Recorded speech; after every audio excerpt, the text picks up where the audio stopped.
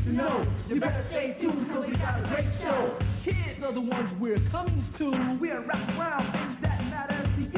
Go to school and hit the bus. We gotta start. Then we get to lunch. We like to party with our friends. The music loud and it never ends. We got extracurricular activities we'll wrap around. Summer's Eve. We walk the line between young and old. Life can be so hot, so cold. So listen up and hear our views with Wrap Around. You can lose.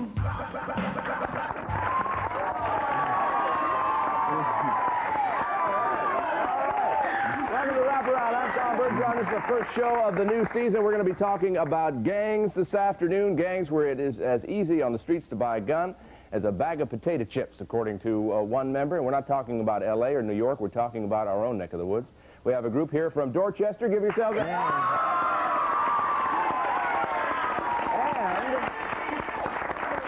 And here to give us a little bit of their rap about street violence, Young Nation. How about it?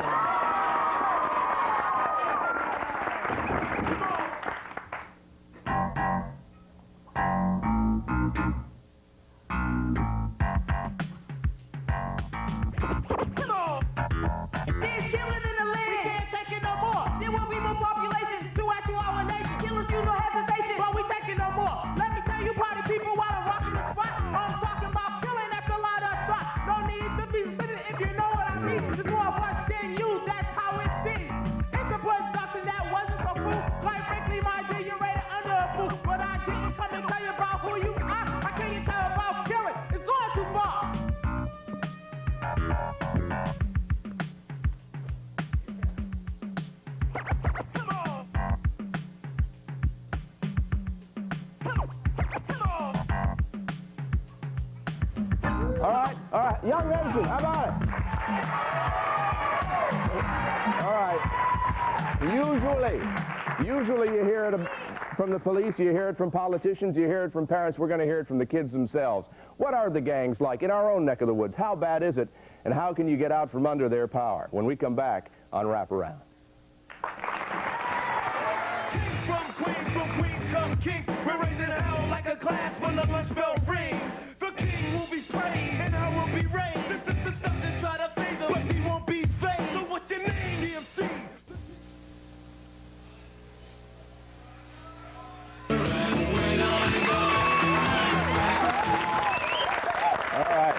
All right.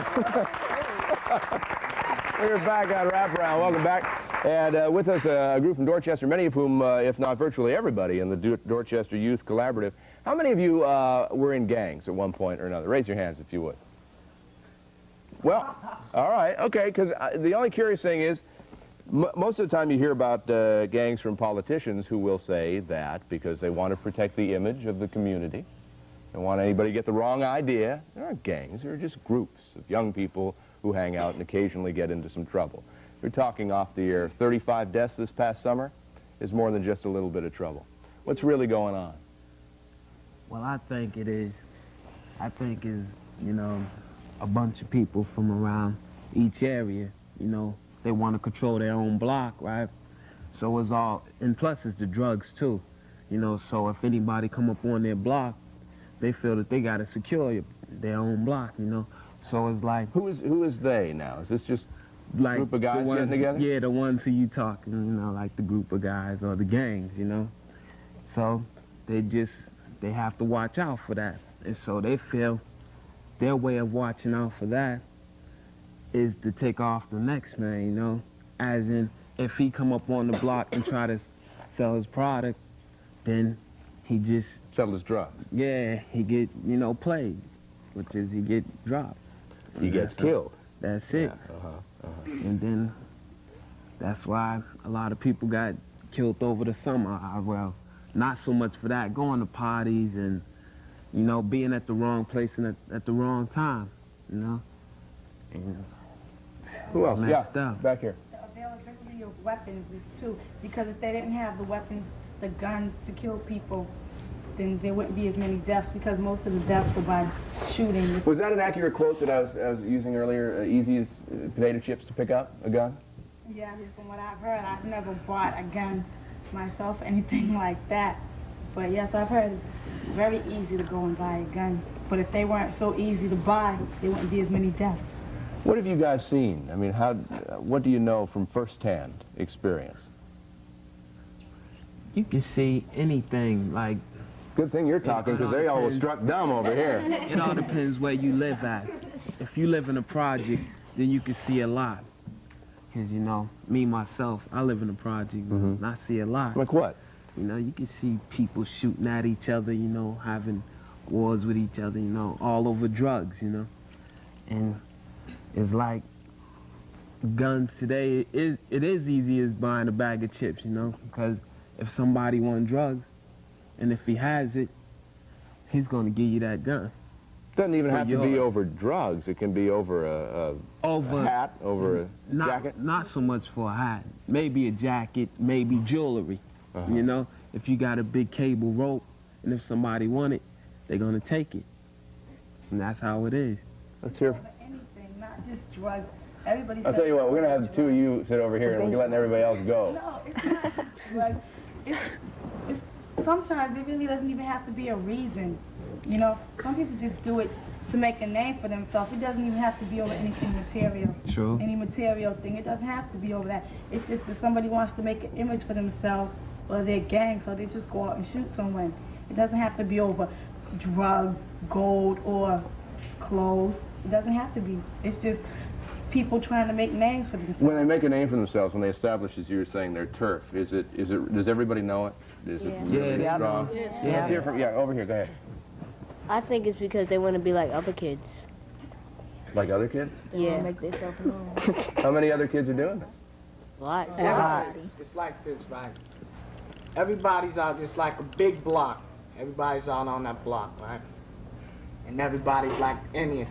One person got to be the chief, you know, and all the Indians want to be that chief, you know, but no, you can't be the chief, you know. The one person is only going to be that chief, and everybody else, the Indians, want to be that chief. And they're going to try to kill off their boy, the chief, to be the chief, you know. It's like, how come, then, you folks aren't all caught up in it? Because be smart. we're smart. I know. We think for ourselves. Begins with having a strong character, I think. A lot of brothers out there I see, they want to belong to, I guess I could call it a unit, that they're not getting at home. They're not getting love at home, so they turn to friends. And people out there who want to be in gangs, I look at it like a whole bunch of boys who want to establish themselves as men. I don't think a man goes out there and kills over a sneaker, a hat, a coat, gold, whatever, or a stupid reason. It's dumb. A lot of gangs are out there doing a lot of violent things. As for why I think any of us here got out of that or never went into it, I think it begins with your mind. You gotta tell yourself what you want to do. The folks in Young Nation that we saw perform earlier, you been in gangs? Yep. Yeah. How'd you get out? Just decide to quit whenever you want to. It's that easy? You say, well, I'll see you. I'm quitting the gang. We'll see you. No, It's been not wonderful. like that. Thank you so much. It's like, you know, if you want to do something with yourself, or like if I was in the gang, you know, when I was a little younger, but I found out about DYC, Place Down Fields Corner. A friend of mine took me up there and showed me around. I talked to Emmett, and It's the Dorchester Youth Collaborative. I heard I could do a lot of things with myself besides beating up people for nothing. So I just decided to go up there and try it out. And what, now, for people who don't, I'm not clear what it is you do there that's different from you, because you always hear, like, go to the boys' club and play basketball and all that. Nah. What are you doing over here? You had to do a lot of fun things. You go, if you're going to be a member of DYC, you performing, you know, and I wanted to perform. So I went up there, talked to Emmett, and, you know, he put me down in the studio. We started recording stuff, and, you know, ain't nobody want to leave that to go be in no gang. But isn't there intimidation by the gang that you left? No, because friends was with us. Not really, because the ones who left the game left with us, those who was really with it. So if they didn't leave with it, then they lost out. But if You can see we made it. But if too many of you left, the gangs would lose their power, Yep. and so they have a vested interest in making sure a lot of you don't leave, I would think. Nah, that's not like that. If you want to leave, you leave. We was all little, so, you know, wouldn't want to beat up on another, because it was more leaving than staying. So, you know, they couldn't just beat up on us because we wanted to leave, calling us names or nothing. How young have you been and other gang members been when they got in? 12, 13. 12, 13 years? Yeah, 11. 12, 14. Yeah, 11. Yep. Is this just guys now? Guys, You got girls. You got girls, everything. Girls. I seen a few rusty girls now. Wait a minute. You seen a few rusty girls? Wait, let me find it. Well, go ahead. Let's hear from some of the girls. No. Tiffany. No, when you look at it, it's girls. I mean, it's guys. It's not girls. It's just as much as girls. No, it's Girls trying to That's crazy. Crazy girls out girls there. to be trying to act just like the dudes. I mean, you walk down the street and see girls, and you can't tell whether they're boys or girls. They're just as bad. It could be a girl. It could be a girl walking down the street and you can bump into an accident, and then she'll be ready to fight you for an accident over nothing you didn't even mean to do. Right. So it's Especially girls over out there Adidas nowadays. acting like dudes. Over, what did you say, over Adidas? Yeah, sometimes, like a lot of people wear Adidas now, and like if you walk on that block, they be like, "Yo, get off our block. You got Nikes on, or Converse, or Pumas, whatever." They're gonna say, "Yo, get off our block. If you don't get down, they're gonna probably beat you down." Just for that. Just for that, they do that What would now you say? sometimes. That's dumb. Stupid. It's dumb, but it happens a lot. A lot. A lot. All right, we're going to take a break. We're going to take a break, and we'll be right back, and we'll talk more with these members of the Dorchester Youth Collaborative about gangs in our own backyard as Wraparound continues.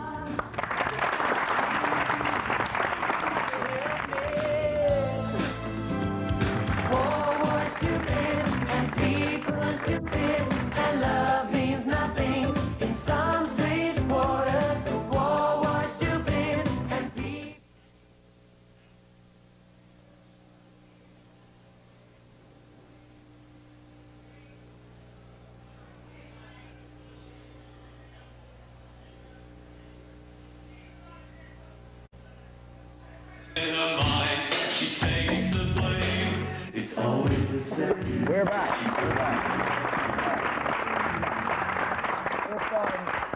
Let me just mention we have Guy Salesman and also Emmett Fogart here, both from Dorchester Youth Collaborative. And for those who have been watching thus far, this is my take on what they're probably thinking. They think, well, you know, this gang thing, it's an ugly business, but by and large, you can join whenever you want, leave whenever you want. It's not that bad. Doesn't get in the way too much. They keep to their turf. We keep to ours. It almost sounds very neatly delineated. That's sounding awfully cut and pasted and nice and neat to me. Nah, it's not neat. Believe that. Because gangs nowadays, what he said, like, you can leave or whatever, but it's not like that.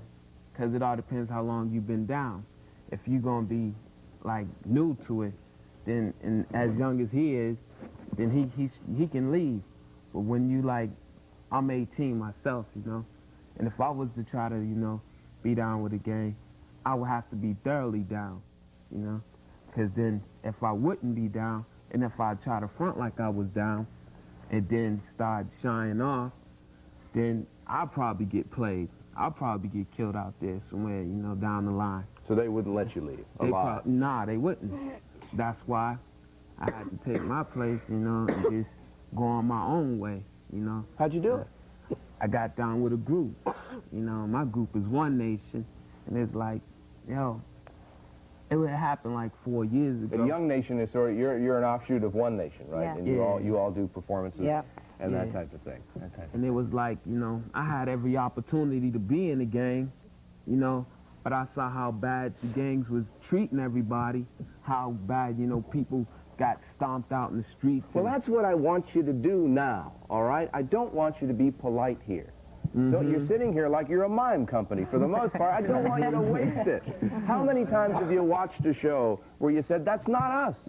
That's not what is really happening. Here's your opportunity. Right. Now tell us about it. Yeah. Let me say something, Tom. I think the violence is every day, okay? And what has happened, and it's sad, but what's happened, especially to these guys, and I know to a lot of guys that we deal with in the program, what's happening is become an everyday thing, okay? And where someone else would say, oh, this is bad, or these guys, they see it every day, and it's like an accepted way of You life. get numb to it. Which is really sad. We had an incident today with two girls from our program, the Youth Outreach Program, where, what was it, a minor argument escalated into someone? Why don't you guys tell them? Go ahead and tell them what happened. Today we was like outside going to the store or something, and the owners of the store, they got mad at some dudes, and so they came out with a gun, and they had the gun towards us, which we didn't do nothing. We wasn't even involved with it. They had the gun towards us and shooting it in the air and stuff. Then they had the nerve to call the police, which I don't think that was right, because they was pointing to us, and we were scared for something we didn't even do. And I don't even think that's right, because we get blamed for something that we didn't do, and other people are doing it too. And they call the police for something that we never was even involved in, and we get in trouble for that. And I don't think that's How many of you have had to stare down a gun before? I guess it would have been just about everybody here. About everybody. How often? I mean, is it something that, like you're saying, guy comes up? Who can put a number on it? You know, I'll tell you now, when you walk the streets, and for me, I'm 28 years old, and these guys are 16, 15, and I'm walking the streets looking behind, looking my back. I know I was into that when I was 16, 15. You get out, you know, it's difficult, but it's extremely violent, you know, and the papers, they downplay it. Everyone downplays it. The police, they're controlling it, and I'll tell you, it's getting out of control. Why is everybody downplaying it? Why is everybody trying to make it look nice and neat? They don't want to face the facts that they're struggling. That's why they're downplaying it, because they know they have to face it and do something about it. So they don't want to face up to it, because they know they're going to have to do something to control it. But what happens is they don't face up to it, and you have to deal with it. Yeah. Every day.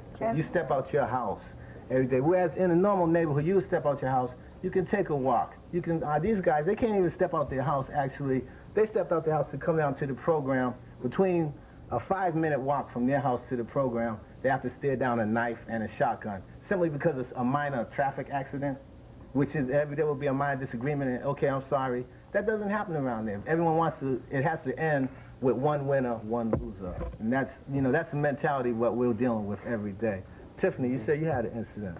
There was one night I was outside on a certain street with my friends, and these guys rolled up in a car, and they was looking for one certain person, and they pulled out a shotgun and was just shooting at everyone on there. They had one of my friends very scared. She was crying, so we all just laughed. It's also scary to be in your house with your family in the nighttime and have someone come and shoot up your house, and they never know who they could be shooting at, and it's bad because the innocent ones are getting hurt by the thugs that are after someone else, but they're not intending to get you. Did that happen to you? Yeah. It did? Someone shot up your house? Did you ever find out why? No. No. Is this a way out? Is the Dorchester Youth Collaborative a way out, and is out where you want to get? Yeah. It's a good way out. You can step out your house every day, and you can hear about trouble. Someone can come up to you and say, oh, such and such person is looking for you. And he can come up to you and tell you, well, I don't want to see you around here no more, even though you live around here. So from avoiding seeing his face or avoiding getting into a beef with him, you can go here and be around your real friends and talk to your real friends and be with your real friends instead of coming up face to face with a person you know who carries a gun, or you got to walk home at night and watch your back and looking out for him. Are they winning? The gang? Right now? Yes. Right now? Yes. Everybody's taking polls nowadays. Are they winning? Wow. They're in control because they have weapons. They got the weapons. Mm-hmm. One time we was walking down the street, we was coming from my house. It was me, Todd, Tremaine, Tiffany, and Michael, his Tremaine's girlfriend. We was walking down the street, and then all of a sudden, this whole bunch of boys started throwing juices at us, hit him and his girlfriend. And so we turned around, we was like, yo, what's up? And so the dude came down, Tremaine pushed him, he pushed Tremaine back, and his boy was on the other side, punched Tremaine. Tremaine put up his fist, flicked out a knife, and swung that on his gut. Then Tremaine had to run, and so the dude was chasing him, jumped over the car, he leaped over the car, almost got Tremaine here. And then Tremaine ran track, so he just put that track on him and left him. all the young people here are, by the way, they're also from Teens on the Move, the Dorchester Youth Collaborative. this guy right here, my buddy, Guy, is from Teens on the Move. So there's two things I want to make sure to mention that. Nobody here is into gangs, nobody here is into drugs. But for example, how much money could you make, Todd, if you wanted to sell drugs today? Oh, plenty. How much? Lots of money. $300 a day. Whatever you make. Like These are some of the opportunities that young people have here. There's different kinds of drugs. If you sell like weed or anything, you can just make just like petty money. But if you're doing like crack or coke or something, you can make in the thousands in a day. Crack a night. What do you have to do for that? Just walk out your house. stand on the corner and do something? But you gotta find someone that to work under, someone that won't cheat you out of your money. Someone that will protect you on that certain block that you're selling at. Some people say there's no crack in Boston. Yeah, if you read like the Globe and such, the crack problem's been taken care of. You can hear a person talking about, you can be walking to the store, you can hear a person talking about, yeah, well, I'm going to get me a quarter of cane, and I'm going to cook it up and make some crack, and I'll probably make like $6 grand off of it tonight, you know, just buy another kilo of it, you know, just keep making more money and money. You can walk right out your house. $10. Like there's drug sellers there. They're asking you if you want to sell for them. And you just have to have It could be a big person like Dana. Dana can be a big drug dealer. He see how small I am, and I can have some good clothes. He can come up to me, hey, little kid, how old are you? Or I tell him, oh, I'm this age.